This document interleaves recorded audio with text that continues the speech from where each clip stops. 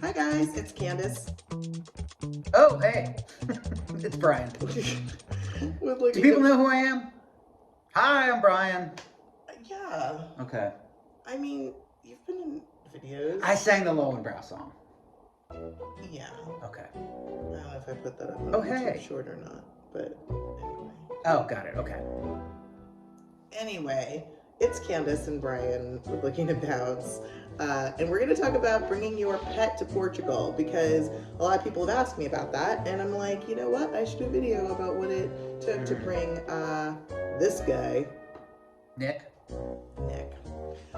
Portugal.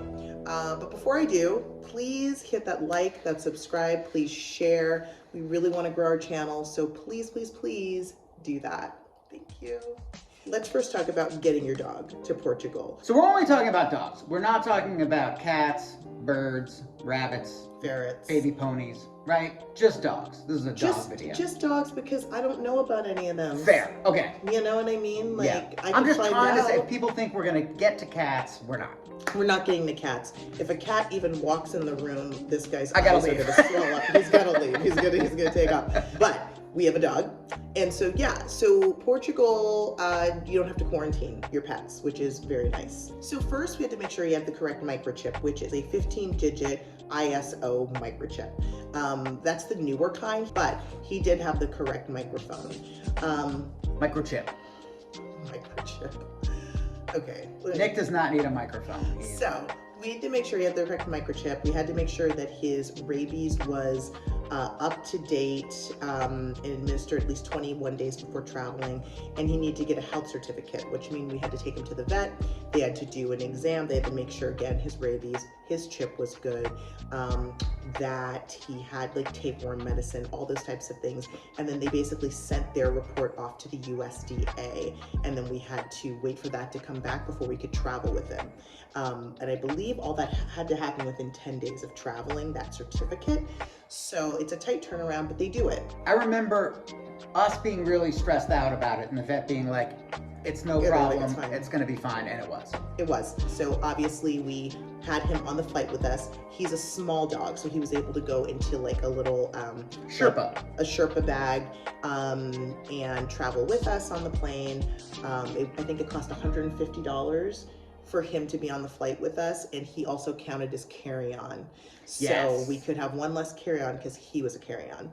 And then... Oh, I got one other thing on the Sherpa. I remember that they're like, it has to be within these limits, like the dimensions. And our dog is tiny. He's very small. And I got the largest bag that fit those dimensions, and it was too small. Yeah, we were trying to stuff him in that bag, and he was just like, this is not happening, people. Yeah. And he is so small. Yeah, so we got a slightly bigger bag, and nobody cared. No one cared.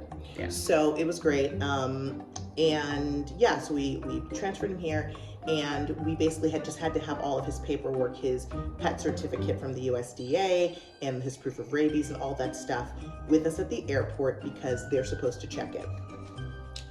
No one checked anything. We walked through with a dog and a Sherpa. No one stopped us. No one said nothing. No one paid attention to. No one cared. Nobody cared. So that's what happened with that. But we were prepared. We have everything with us. So then we were here with our dog. So let's get to the other part. Living in Portugal with a dog. Getting an apartment with a dog. We did not have a problem. I mean, the getting an apartment thing is a complicated thing anyway, but there were a couple of places we were interested in. There's some that we had to just rule out because they just didn't allow pets. But most did. Yeah. And we got our apartment. We didn't pay any special pet deposit for it. I mean, the deposit on the apartment was pretty high anyway. So I think it's kind of built into it. So it was fine. And then costs associated with having a dog here. So food costs. The food is similar. And one anecdote about the food is because sometimes people are like very specific about like, my dog, he eats this food. If he doesn't eat this food, he gets diarrhea, whatever. So like, there was a specific brand of food that we liked for Nick, and we thought it was a pretty like small niche brand because there was only one store that had it. Yeah. When we got here and we went to the supermarket, the Auchan, they had it. So if you want to know about a specific brand, like have we seen it here, then what do they do? You can either comment down below and ask me, and I'll look. Yeah. And I'll tell you next time at the grocery store. Or also, you can follow me on Instagram at livingabroad, and you can slide up in my DMs there, and you can ask me there as well. So either way. And then we took him to the groomer one time because he was itchy, and it turned out he had fleas. He had fleas. So that was 30 euros. So I feel like that's probably similar for a little dog. And then flea medicine is also expensive here, just like it is in the States. So same. Yeah. The one thing that was different, and I did do a video about this a while back, I don't know if you saw it, but it was, I'll put a little thing up here about that, a link. But yeah, it was the vet bill, because we had an emergency with him where he got freaked out and he wound up ripping 2 of his little nails out of his paw. And so, you know, I wrapped him up real quick. I was just out on a walk with him when it happened, and there was a vet around the corner, and I went there. They saw me right away. You know, I only had to wait for a little bit. They also registered his chip while I was there. That cost 15 euros to do that. And then the doctor saw us, they bandaged him. They actually had us come back and rebandaged him again. They also gave us 4 days of a pain and anti-inflammatory medication for him. $35. Yeah, $35. So like basically that was the whole thing for that vet visit with this emergency, and I didn't know if it was going to be $100, $300. You know, that's what I'm used to from the States. So it was shocking. That plus registering the chip was $50. Now, as far as like, how is it with dogs? Do people like dogs? Is it a dog-friendly country? It seems incredibly dog-friendly to us.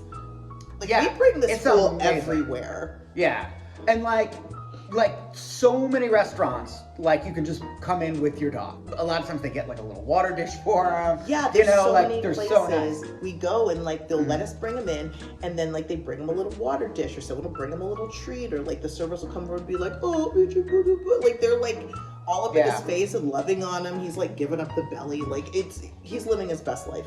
Like people will, he runs up to people like and wants attention, and they will 100% stop what they're doing. Lots of times it's like groups of people, they all get down on the ground, they all start talking to him and petting him and stuff like that, and like legit spending time with him. And then also kids love him. Yeah. We call him Nicky or Little Nick. Or Nicholas when he's in trouble. Yeah. Yeah, people are very, very sweet. So that's amazing. Most of the time we bring him to the beach, it's fine. Yeah, I think during high season, like during like June, July, you might not be allowed to bring dogs on the beach, and we haven't been here during that time yet. So we're gonna find out. But every other time we've been, there have been other dogs on the beach, and we've been able to bring them to the beach. So Nick's living his best life here in Portugal, and that's really good. The other thing I will say is that, at least in our city, in Cascais, they're really big on their recycling. Like, it's a very green country that really works hard to recycle, to, you know, dispose of trash correctly, to not have too much trash, stuff like that. And so at the parks, everywhere you go, there's always a trash can everywhere. And there's poop bags on things everywhere. We're the only people apparently who use them. Nobody uses them. There are just dog craps like everywhere. You know, there are some dogs who kind of are just let out of their front door and just kind of like roam around and do their due and then go back home. So it might be that thing. But we traverse just copious amounts of poop. I was gonna say, it's a great thing that the sidewalks are so beautiful here, because you have to look down everywhere you walk anyway. Yeah, you just gotta make sure you're not stepping in a landmine. Like, quite a bit. But maybe because it's such a dog-friendly country. Yeah. But that's what it's like to have a dog in Portugal. Nick, do you have anything you want to say? And there you have it. Thanks, guys. Please like, subscribe, share. Bye. Bye.